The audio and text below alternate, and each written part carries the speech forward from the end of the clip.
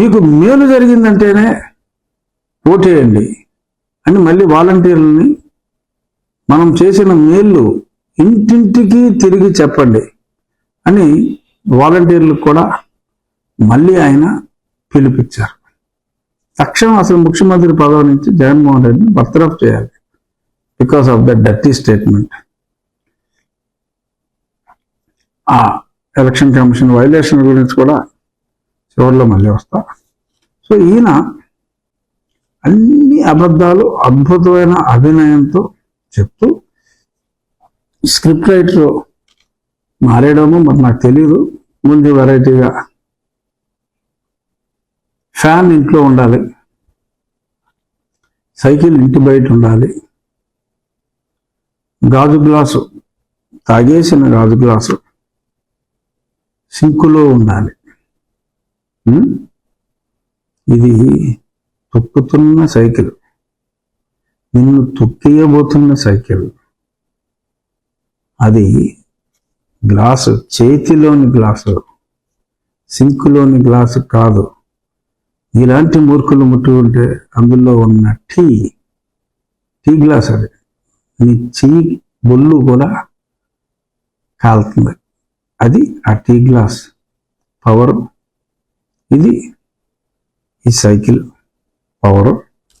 ఏదో రొటీన్ డైలాగులు ఎవడో రాసిచ్చేస్తే వేసుకుని దాన్ని సింక్లో పడేయండి, దీన్ని బయటపడేయండి అని లూజ్ మాటలు. మనదిప్పుడు రెక్కలు విరిగిన ఫ్యాన్ అమ్మా. రెక్కలు విరిగిన ఫ్యాన్ ఎవడు ఇంట్లో పెట్టుకోడు, అవతల ఆడేస్తాడు, ఇంకో ఫ్యాన్ కొనుక్కుంటాడు కావాలి అనుకుంటే. నీ గుర్తుగా ఉంటే మటుకు కొనుక్కునే అవకాశం కూడా లేదు.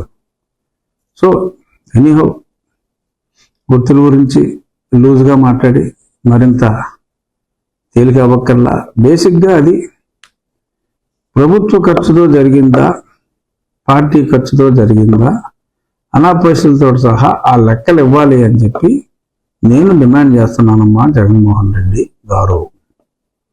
ఈ 6,000 బస్సులకి డీజిల్ ఎవరు కొట్టించాడు? ఆర్టీసీకి డబ్బు ఎంత కట్టారు? లెక్కరికి ఎంత అయింది? ఇవన్నీ కూడా మీరు అక్కడికి హెలికాప్టర్లో వెళ్ళారు, ఆ ఖర్చు ప్రభుత్వానికి రాశారా? ఇది ఎందుకంటే అది ఎన్నికల ప్రచార సభ. వాలంటీర్లందరికీ పిలిపించారు, మీరు ఇంటింటికి తిరిగి ఇది చేయండి అని. మీది వెర్బాటం ఆ వీడియోతో సహా నేను ఎన్నికల కమిషన్కి పంపిస్తా. మీరు ఈ మీటింగ్ ఖర్చు మీ పార్టీ ఖర్చులో రాసుకున్నారా లేదా అనేది కూడా ఇంపార్టెంట్. అలాగే అట్ ది సేమ్ టైం వాలంటీర్ని ఇంటింటికి తిరిగి ప్రచారం చేయమని మీరు మాట్లాడారు. అది మీ సాక్షి పేపర్లోనే ఉంది, మీ సాక్షి ఛానల్లో లైవ్ వచ్చింది. అదే నేను పంపిస్తున్నా ఎలక్షన్ కమిషన్కి. చూద్దాం వాళ్ళు ఏం చర్యలు తీసుకుంటారో. మీరు ఇలాంటి చెత్తవాగుడు వాగకపోతే, మరి ఇవాళ కాకపోతే రేపైనా ఇదే చెత్తవాగుడు కంటిన్యూ చేస్తే వాళ్ళు డెఫినెట్గా చర్యలు తీసుకుంటారు, గ్యారంటీగా చర్యలు తీసుకుంటారు. ఇందులో ఎటువంటి సందేహం లేదు. ఇందుకు ఒక మచ్చు తునగ్గా మరి నేను మొన్న లేఖ రాశా. ఆయన జోగి రమేష్ పెనంలూరు క్యాండిడేటు, మనమంతా క్రైస్తవ కుటుంబంలో జన్మించితిమి, మీరందరూ ఓట్లు వేసి క్రీస్తు తనయుడైన జగన్మోహన్ రెడ్డి గారిని గెలిపించాలి అని నిస్సిగ్గుగా మత ప్రచారం చేసుకుంటూ పాస్టర్లకు కుక్కర్లు ఇచ్చాది కొన్ని రూపాయలు ఇటువంటివన్నీ ఇచ్చి చేశారు. అలాగే వాలంటీర్ల గురించి కూడా మాట్లాడారు. ఇవన్నీ కూడా నేను ఆ పేపర్ కట్టింగ్లన్నీ ఎలక్షన్ కమిషన్కి మొన్న మధ్యాహ్నం ఇచ్చి ఎక్నాలజ్మెంట్ తీసుకున్నా. నాకున్న సమాచారం మేరకు ఎన్నికల కమిషన్ రాష్ట్ర ఎన్నికల కమిషనర్ గారికి పంపింది.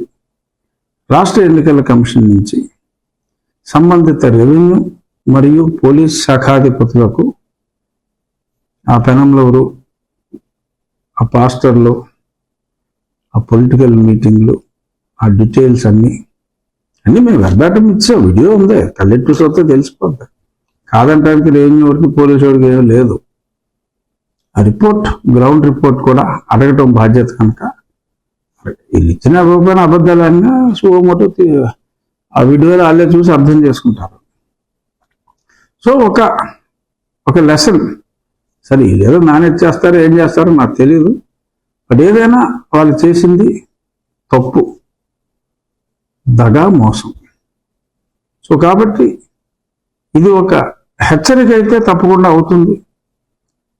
మరి దీన్నే వాళ్ళు ఇలాగే మిగిలిన వాళ్ళు కూడా ఆ జగన్మోహన్ రెడ్డి బాటలో, ఈ జోగుడు బాటలో నడిస్తే డెఫినెట్గా ఎలక్షన్ కమిషన్ తీరుస్తారమ్మా, తీరుస్తారు.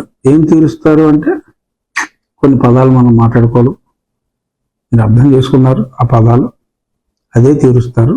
అని చేత దయచేసి ఆపేయండి మీ ఉన్మాదాలు, మీ పాస్టర్ మేనేజ్మెంట్లో, కుక్కర్లో, కవర్లో డబ్బులు, ఇవన్నీ కూడా ఎందుకు 170 వస్తాయంటున్నారు కదా, ఎందుకే చిల్లర పనులు, చీప్ పనులు మానేనమ్మా. ఓ పక్కన మళ్ళీ ఆ విమలాదేవి గారు, మీ ఫ్యామిలీ, మరి ఆడ పాస్టర్లు ఏమంటారో నాకు తెలీదు, మరి స్త్రీ పాస్టర్, మరి ఆవిడ కూడా క్రైస్తవుడైన జగన్ను గెలిపించవాలని చెప్పి మరి ఆవిడ కూడా తిరుగుతున్నారు. మరి మతాన్ని తీసుకురావద్దు, మనుష్యుడైన జగన్మోహన్ రెడ్డిని గెలిపించమని అడిగింది. అంతేగాని మతం పేరు మీద హిందువులైన నన్ను గెలిపించమని నేను ఎప్పుడు అన్నా, కరెక్ట్ కాదు అది. సో అంచేత మతాన్ని ఎన్నికలకి వాడుకోవటం తప్పు. శ్రీమతి మరి ఈవిడేమో వైఎస్ విమలారెడ్డి అట, మరి వైఎస్ షర్మిలారెడ్డి ఎందుకు కాదు? మరి విజ్ఞులైన వైఎస్ జగన్మోహన్ రెడ్డి గారికి, వారి అనుచరులకే తెలియాలి. సో ఇటువంటి వెరుమరు వేషాలు మరి వేస్తే మరి ఎలక్షన్ కమిషన్ మరి నిజంగా నిష్పక్షపాతంగా ఆ పోలీసులు, ఆ రెవెన్యూ వాళ్ళు రిపోర్ట్ ఇవ్వాలి. ఇవ్వకపోతే మళ్ళీ ఆ వీడియోని కట్ చేసి ముక్కలుగా ట్రాన్స్లేషన్ చేసి వీళ్ళేవి రిపోర్ట్ ఇచ్చారు, జరిగింది ఇది, ఆ పోలీస్ అధికారి మీద, ఆ రెవెన్యూ అధికారి మీద కూడా చర్యలు తీసుకోమని మళ్ళీ ఇంకో లెటర్ రాస్తారు. ఈ బిఎల్ఓలు ఏదో పనులు చేస్తే పాపం మా జిల్లా కలెక్టర్ ఆ లేడీ, మరి ఆవిడ చర్యలు తీసుకుంటే కలెక్టర్నే లేపేశారు. వీళ్ళు ఆవిడని ఎక్కడో మార్కెటింగ్ శాఖ డైరెక్టర్ కింద వేశారు, కలెక్టర్ పోస్ట్ తీసేసి. ఎందుకంటే మరి ఇంత స్ట్రిక్ట్గా ఉంటే, రేపు ఎలక్షన్లో స్ట్రిక్ట్గా ఉంటే మరి కష్టం కదా. మరి తస్మది వీళ్ళని గెలిపించుకోవాలంటే ఫ్రాడ్ చేయాలి కదా. మరి ఇలాంటి నిజాయితీ గల ప్రశాంతి అనే నిజాయితీ గల అధికారిని మరి కొంతమందిని సస్పెండ్ చేసిందని ఆవిడ తీసి పడేశారు. చూద్దాం మరి కొత్త కలెక్టర్ ఈ మాట వింటాడా, ప్రజాస్వామ్యాన్ని బ్రతికిస్తాడా? Will be under observation. ఇంత కుమ్మక్కైతే ఎన్నికల కమిషన్ తీసేస్తుంది, ఒరి దగ్గర పెట్టుకుని ఉద్యోగం చేసుకుంటే మంచిది. Anyhow I hope the new collector would be good. So బేసిక్గా నిన్న ఆయన అబద్ధాలు ఏం చెప్పారంటే, ఇంగ్లీష్ మీడియం కేవలం జగన్మోహన్ రెడ్డి తీసుకొచ్చాట, అసలు ఆంధ్రప్రదేశ్లో ఎవరికి ఇంగ్లీష్ తెలియదు, ఈయన వచ్చిన తర్వాత ఆంధ్రప్రదేశ్లో ఇంగ్లీష్ వచ్చింది అని భ్రమించేలాగా ఇప్పటి నుంచో ఉంది ఇంగ్లీష్ మీడియం. బ్రిటిష్ వాళ్ళు ఉన్నప్పటి నుంచి ఉందిరా నాయన బాబు, తెలియదు చెప్తేనో వచ్చిన ప్రాబ్లం అది. అప్పుడు నేను చెప్పినా ఎవరు చెప్పినా చెప్పింది ఏంటంటే, తెలుగు భాషలో చదువుకోవాలి అనుకున్న వాళ్ళకి ప్రొవిజన్ ఇవ్వాలి అని మేము చెప్పింది. అంతే తప్ప ఆ భాషని చంపేయడానికి వీల్లేదు. Up till certain classes if they study in mother tongue, అంటే జగన్మోహన్ రెడ్డికి అర్థం కాదని ఇంగ్లీష్లో చెప్తారు. If they study in mother tongue their ability to grasp would be very high. అందుకని అందుకని కొన్ని క్లాసుల వరకు అది కూడా చదువుకోవాలి అనే ఇంట్రెస్ట్ ఉన్న వారికి వారు ఇబ్బంది పడకుండా ఉండాలి అని చెప్పబడింది. దానికి ఏదో ఆ ప్రొవిజన్ కూడా ఎత్తేసి గవర్నమెంట్ ఆఫ్ ఇండియా రూల్స్ని వైలేట్ చేసి మరి వాళ్ళు ఎందుకు కూరుకున్నారో, నువ్వు ఎలాగైనా వైలేట్ చేస్తా నాకు తెలియదు. సో ఏదో ఈయన వస్తేనే ప్రజలు ఇంగ్లీష్ మీడియంలో చదువుకుని ఎక్కడికో వెళ్ళిపోతారట. ఈయన లేకపోతే మళ్ళీ చంద్రబాబు నాయుడు గారు వస్తే తెలుగు మీడియం వస్తుందంట. దొబ్బిందా ఏంటో మాటలు? చంద్రబాబు నాయుడు గారు ఉన్నప్పుడు మోర్ దాన్ 50% ఇంగ్లీష్ మీడియం స్కూల్సే ఉన్నాయి. ప్రజలు అదే కోరుకుంటే గ్రాడ్యువల్గా పెరుగుతాయి. National policy up to certain classes provision ఉండాలి అని అన్నారు. ఆ ప్రొవిజన్ ఉంచవలసిన బాధ్యత ప్రభుత్వం మీద ఉంది. ఆ బాధ్యత నిర్వర్తించట్లేదు అని నేను అప్పుడు పార్లమెంట్లో గుర్తు చేస్తే నా మీద పడేసారు. సరే, ఇంగ్లీష్ మీడియంకి ఈ జగన్మోహన్ రెడ్డికి ఎటువంటి సంబంధం లేదు. గుజరాతీ మీడియంలో చదువుకున్న నరేంద్ర మోడీ గారు 10 ఏళ్ళు కంప్లీట్ చేసి ఇంకొక 5 ఏళ్ళు ప్రధానమంత్రిగా ఉండబోతున్నారు. ఇంగ్లీష్ మీడియంలో చదువుకున్న జగన్మోహన్ రెడ్డి గారు కేవలం 5 సంవత్సరాలకే ముఖ్యమంత్రిగా తన పదవీ కాలాన్ని ముగించుకొని సెలవు తీసుకోబోతున్నారు. ఇది మాతృభాషలో చదువుకున్న దానికి పరాయ భాషలో చదువుకున్న వారికి తేడా. ఓకే, సరే, ఉద్యోగాలకి ఈ భాషకే సంబంధం లేదు. అసలు ఇండియాలో ఉన్నవాడికి అమెరికాలో ఉద్యోగం ఎందుకు వస్తుందా? వాళ్ళు ఇంగ్లీషు ఇంకా బాగా మాట్లాడతారు. ఎక్కడ వాళ్ళకి ఎందుకు వస్తుంది ఉద్యోగం? ఆ మాత్రం కామన్ సెన్స్ లేదా? అమెరికాలో వెళ్ళి చూడు, న్యూయార్క్ స్టేట్లో బోలు మంది మగ్గర్లు ఉంటారు. ఏ మ్యాన్ మగ్గర్లు అంటారు. వాళ్ళని ఏమేమని అంటారు, ఇంగ్లీష్లోనే అంటారు. ఏమండి డబ్బులే ఉండే అని అంటారు తెలుగులో. అంచేత భాష ఓన్లీ కమ్యూనికేషన్ అమ్మా. So ability to grasp is different than just merely speaking English is different my dear Jaganmohan Reddy. Understand the difference. అన్నెవడో వచ్చా అంట, అడే ఎడెక్స్ వాడు అసలు జగన్మోహన్ రెడ్డిని చూసి షాక్ తినేసా అంటే ఎలాంటి మహానుభావులా అని. ఎడెక్స్ ఎవరికైనా ఫ్రీ. సర్టిఫికెట్ ఇవ్వాలంటే మరి క్యాష్ కొడతారు సర్టిఫికెట్కి. అసలు ఫ్రీగా ఎడ్యుకేషన్ ఎలాంటి బోర్లు ఉన్నాయి. దానికి 50 కోట్లు అడ్వాన్స్ కొట్టా అంట. అందులో మరి ఎంత కొట్టారో నాకు తెలియదు. ఇలా అంతా బోగస్. ఐబీ సిలబస్ అన్నారు, సిబిఎస్ఈ. అసలు నీ స్టాండర్డ్కి సిబిఎస్ఈ ఏంట్రా బాబు అని, అసలు ఎలిజిబిలిటీ లేదని కేవలం 1000 స్కూల్కి ఇచ్చారు. వాడి మీద అలిగి ఇప్పుడు ఐబీ చెప్పే గతంలో ఉన్నాయి. ప్రపంచంలోనే 3000 స్కూళ్ళు ఉంటాయి. ఆంధ్రాలో 40,000 స్కూళ్ళు ఐబీ అంటాడు ఆయన. అలాగే ఫీజు కట్టాలంటేనే సంవత్సరానికి ఇందాక నెలాయిపాలో విజయ్ ఆయన చెప్పాడు, దగ్గర ఒక 2,000 చిల్లర కోట్లు ఊరికి ఐబీ వాళ్ళకి ఫీజు కోసం. అసలు నాడు నేడు ఇవాళ ఈనాడులో చూసాం 40,000 బళ్ళకు గాను 15,000 బళ్ళే రిపేర్లు అయినాయి అంట. మిగిలిన బళ్ళు అన్నీ అలాగే ఉన్నాయి. వీధుల్లో అంటే చెట్ల కింద ఓపెన్ ఏరియాల్లో కొన్ని వేల స్కూల్స్ ఉన్నాయి ఈ రోజుకి. కౌలు చూస్తే కోటలు దాటిపోతాయి. కేవలం ప్రజల్ని మభ్యపెట్టడం కోసం. ఎవడో వస్తాడు, అబ్బబ్బా ఈ క్లాస్ రూమ్లు ఏంటి, కంప్యూటర్లు ఏంటి, అంత జగన్ తోపమ్మ అంటాడు. అది సాక్షిలో రాసుకుంటాడు. ఈ మిగిలిన స్కూల్ పరిస్థితి ఏంటి? ఇంకా 40,000కి 15,000 స్కూల్లో నాడు నేడు రిపేర్లు అయినాయి. అతి గతి లేదు. మరి ఎడ్యుకేషన్ గురించి ఈయన ఒక అభినవ పులి అంటారు, రకరకాలుగా మాట్లాడతారు. అక్కడ జరిగింది ఏంటి, అసలు చేసింది ఏంటి జగన్మోహన్ రెడ్డి? కేవలం బర్త్ సర్టిఫికెట్లు, డెత్ సర్టిఫికెట్లు, ఆస్తి సర్టిఫికెట్లు, సరిహద్దు రాళ్ళు, ఈ అన్నిటి మీద తన బొమ్మలో తను వేసుకోవటం తప్ప అంతకుమించి ఏమన్నా జరిగిందా?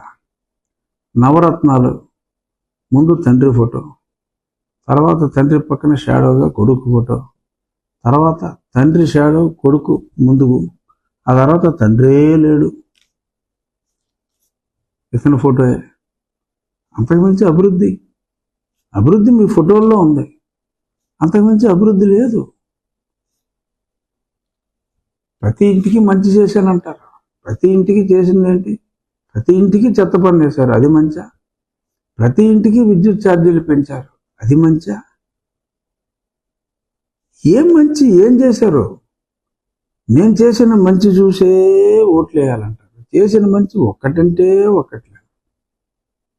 బలవంతంగా జనాలను తీసుకొచ్చి వాళ్ళు కూడా పారిపోతున్నారని ఎవరో ఫోటోలు తెస్తా ఉంటే వెళ్ళిపోతున్న జనాల్ని నువ్వు ఆంధ్రజ్యోతి, ఇక్కడ ఆంధ్రజ్యోతి ఎవడు అని చెప్పి అడిగి మరి దారుణంగా ఆ శ్రీకృష్ణ అనే ఫోటో జర్నలిస్ట్ని ఘోరంగా హింసించారు కదా. ఇంతకంటే సిగ్గుచేటు. నువ్వు ఒక పత్రిక నడుపుతున్నావు జగన్మోహన్ రెడ్డి, నువ్వు పత్రిక నడుపుతున్నావు, ఆ మాత్రం విలువలు లేవా? ఒక జర్నలిస్ట్ని, ఒక ఫోటో జర్నలిస్ట్ని అంత నీచంగా, లక్కీగా ఏ తగలలాంటి చోట తగిలితే చచ్చిపోయి ఉండేవాడు కదా. ఎవరు బాధ్యులు దానికి? పైగా ఏదో ఛానల్లో చూసా, తెలుగుదేశం వాళ్ళే కొట్టారట ఆ జర్నలిస్ట్ని. సిగ్గుండాలి కదరా. అన్న తింటున్నారు, ఇంకేమన్నా అశుద్ధం తింటున్నారు, దరిద్రులా. ఎవరు కొట్టారు ఏంటి క్లియర్గా ఉంది. కేసులు పెట్టి అరెస్ట్ చేయండి అని ముందు. వాళ్ళు జర్నలిస్టులు ఆందోళన చేస్తున్నారు రాయలసీమలో, అనంతపురంలో, కడపలో. అసలు యావత్ భారతదేశంలో జర్నలిస్టులు కూడా ఇది టేకప్ చేయాలి. వీళ్ళ దుందుడుగు చర్యల్ని ప్రపంచవ్యాప్తంగా జర్నలిస్ట్ అన్ని ఫోరమ్స్కి కూడా తెలియచేయాలి. ఇది అంతటి దారుణం, అంతటి దౌర్భాగ్యం, దుర్మార్గం, ఊహకన్నది. ఇంత విచ్చలవిడిగా పట్టపగలు చెతకొట్టేస్తే పోలీసు వాడు వెళ్ళా అక్కడికి, వాళ్ళని అరెస్ట్ చేయరా అప్పుడు దాకా. ఏం దారుణం అండి. చొక్కాలు మడిచిపెట్టి కొట్టమంటే ఆయన ఇక్కడ కొట్టేస్తారు. మీరు అందరికీ మడిచి పెట్టే రోజు దగ్గరలోనే ఉంది. తప్పు, దుర్మార్గం ఎవరు చేసినా తప్పే. ఇలాంటి యథో పనులు ఆపేయండి. ఇక